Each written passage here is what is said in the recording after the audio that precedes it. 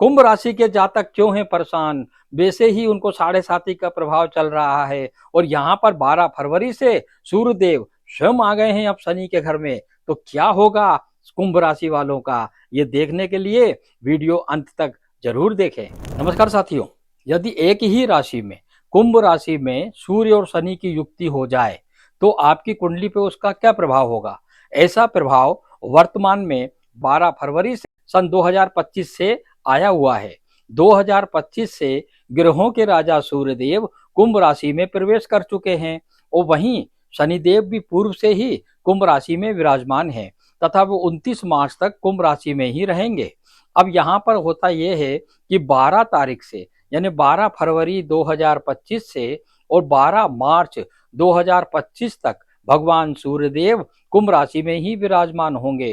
कुंभ राशि में यानी कि वो शनि की राशि मानी जाती है।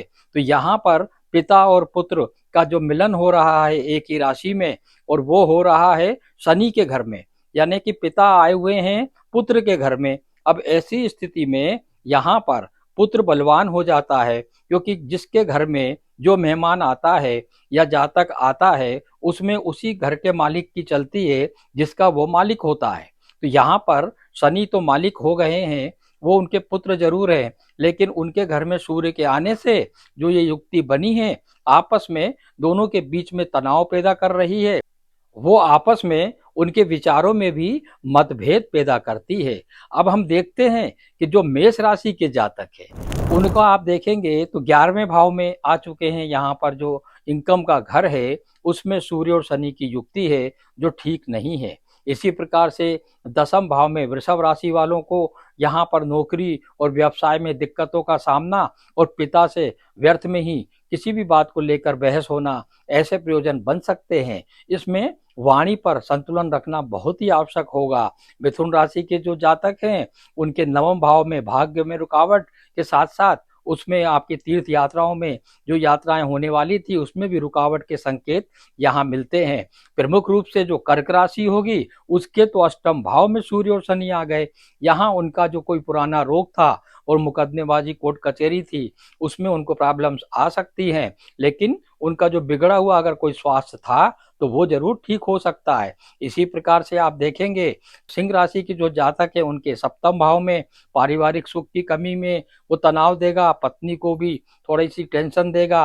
और इसी प्रकार से जो कन्या राशि के जातक हैं उनको 6ठे भाव में रोग ऋण और शत्रुओं से यहाँ पर निपटना पड़ेगा।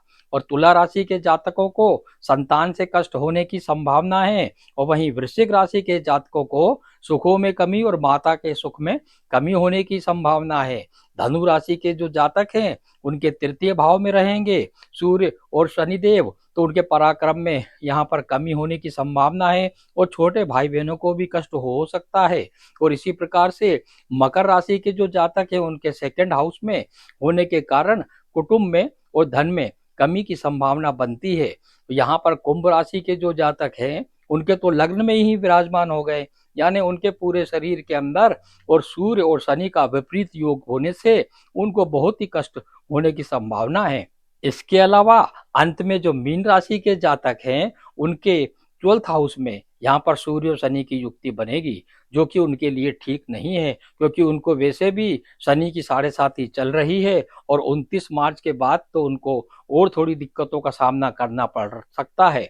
इन सब से बचने के लिए भगवान सूर्यदेव, चूंकि यहाँ पे जो दिष्ट होने वाले हमारे पूरी सृष्टि पर यदि कोई भगवान के दर्शन होते हैं साक्षात रूप में तो वो भगवान सूर्यदेव हैं और उनके ही आशीर्वाद से हमारा ये पूरा संसार चल रहा है, क्योंकि उनकी जो तेज है और उसी की जो रोशनी है उसके बल पर ही हम स्वयं अपने आप को जीवित होकर अपने कार्यों में मग्न होकर और अपने कार्य के कर्म को संचालित करते हैं।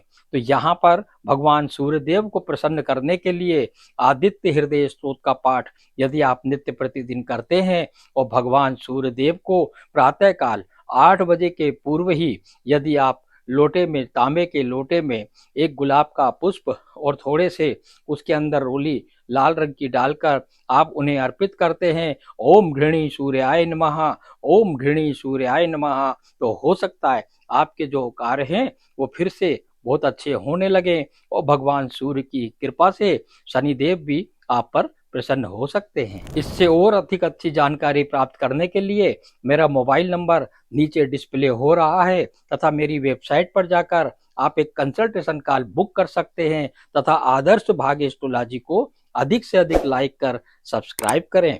धन्यवाद साथियों। जय श्री सीताराम।